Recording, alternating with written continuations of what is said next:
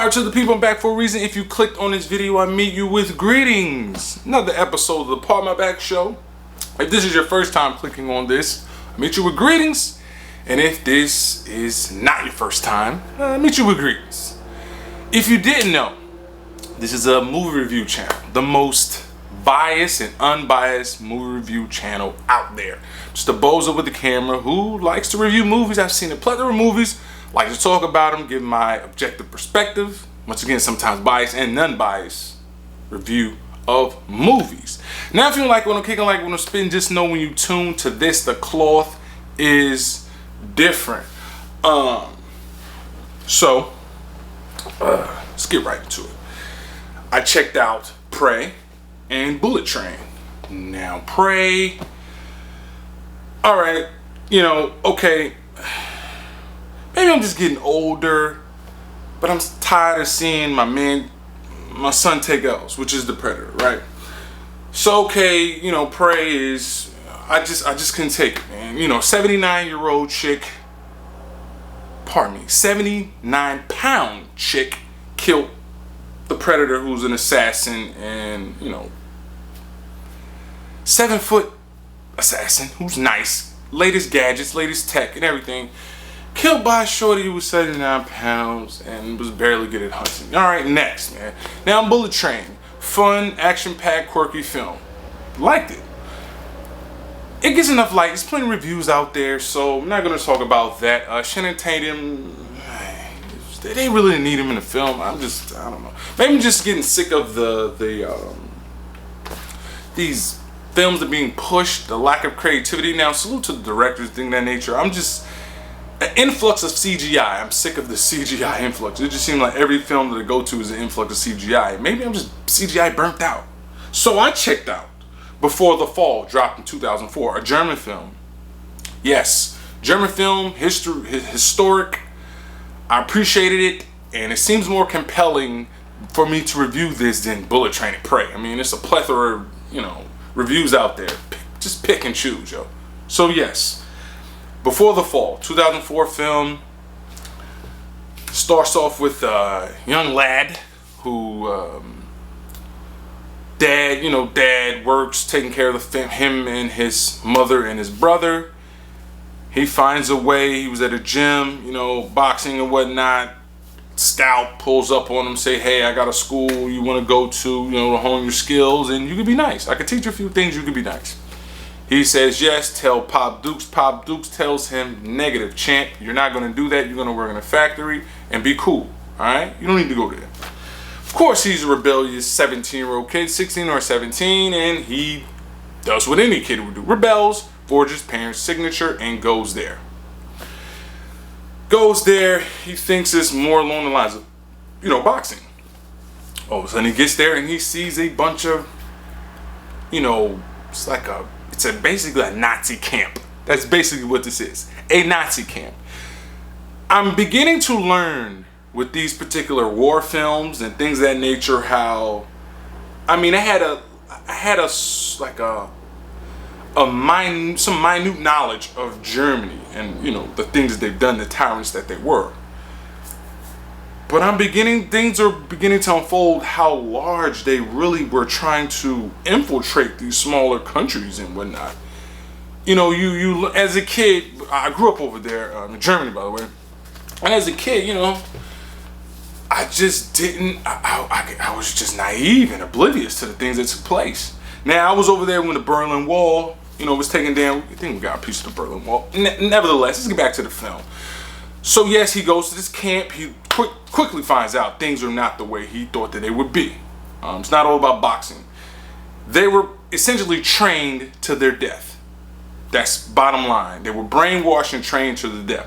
Now, he met his character.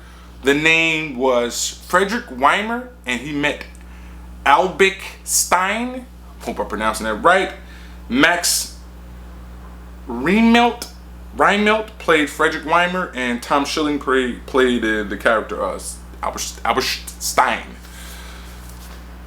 Awesome film. They befriended one another. Albert Stein, dad was like he was like a lieutenant in the Nazi army. So he was one of those guys. He was the guys. He befriended him. He was more along the lines of he wanted peace. He did not want, he was a rebel. He went against his father, and he was writing things that people weren't doing at 16 years old. People weren't going against the grain, and he did it. And one thing things were shifting. Once he befriended him and the boxer and whatnot, kind of was boxing someone, and the coach told him show no mercy. He knocked the guy out while he was unconscious. He just kind of gave him one more punch to the dome and really put him to sleep. Albert Stein told him, well, you don't have mercy. So that he was like, what do you mean I don't have mercy? I was told to do this, and this is what I've done. I followed my orders. He planted a seed. So it kind of stuck with him. They went on a mission, middle of the night. Killed these kids, these Russian kids. Once again, they planted the older statesmen planted a seed about these. They called them savages and beasts. When they shot at them due to the orders, but they ran up on these kids and saw that they were no more than 10, 11 years old. So Albert Stein, and with Frederick, they both were beginning to learn what they were here for, which is just slaughter kids, essentially, just slaughter kids. Didn't sit well with them too. Another particular scene where this gentleman who was basically shook. So he had a problem with bedwetting. He was shook, he was scared, bedwetting middle of the night. They embarrassed him. They made him, get his mattress out of the barracks, bring it down there, and they had to do burpees. If you guys are familiar with those, it's an exercise, burpees. So the team squadron was being punished if he did not urinate on his mattress in public humiliation. Then they were trained to throw a grenade. The gentleman who had a bedwetting issue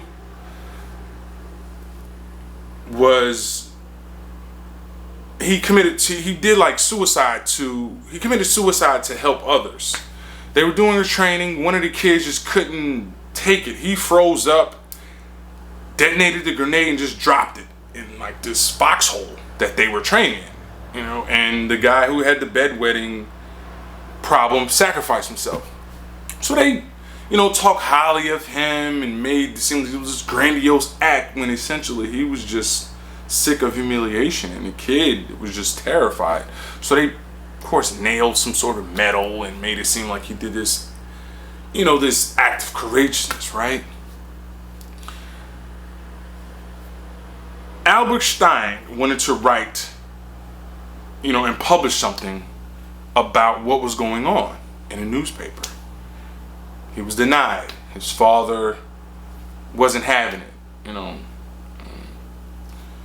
So they had another particular training where they had to go into an ice hole, swim from one ice hole to the next, right? Go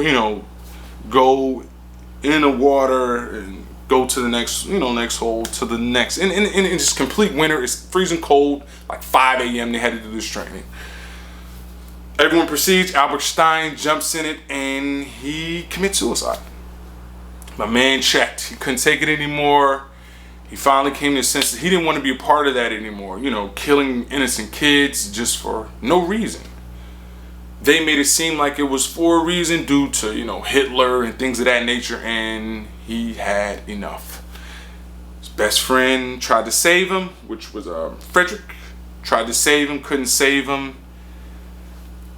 Immediately after this kid died, right? They told him he was a coward and suicide gets no recognition here. Even his dad was like, he was weak, forget him. He was just too weak for this. I don't know, he was just weak. They treated him like he was nothing. Immediately they told my man Frederick, yo, we got a boxing match, all right? Representatives right, we got a boxing match, hold it down. Don't worry about, him, he committed suicide. Listen, he's a coward. Representatives right in his boxing match. Gets in a boxing match, he's winning the fight. All of a sudden it clicks on him that he looks at everybody how it's basically a gladiator contest, and they're rewarding this behavior when it's basically animals. They're treating me like an animal. like watching two animals in a ring fight one another to the death. He drops his, gloves, gets knocked out. Immediately, they told him, you gotta go. Man, take off all that uniform, the whole shebang, fam. They stripped him down to his nothing. My man is there just naked, completely naked. They said, we own the underwear too. Take that off, you out of here. Put my man's stuff in the same suitcase and suit and shorts he came up with and sent them away. Told him, walk, you gotta walk.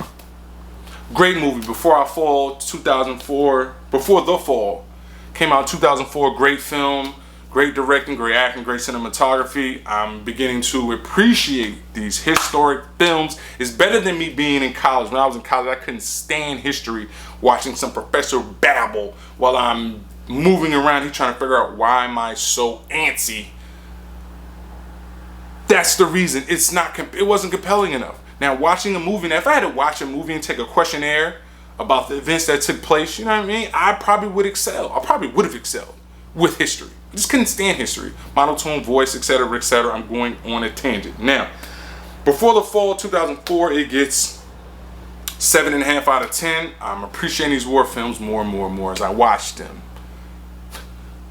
Remember, big shots, number little shot that kept shooting. If you don't like my reviews, cut me some slack. If that ain't good enough, pardon my back. Oh, Slow Run is definitely better than No Run. Also, I'll probably do my top 7 samurai flicks of all time. Tune in for the next episode of Pardon My Back Show, man. It's me, Sebastian West. Oh yeah, I didn't even mention follow me on Instagram at _Sebastian West. All right? In the meantime, hold it down. Salute.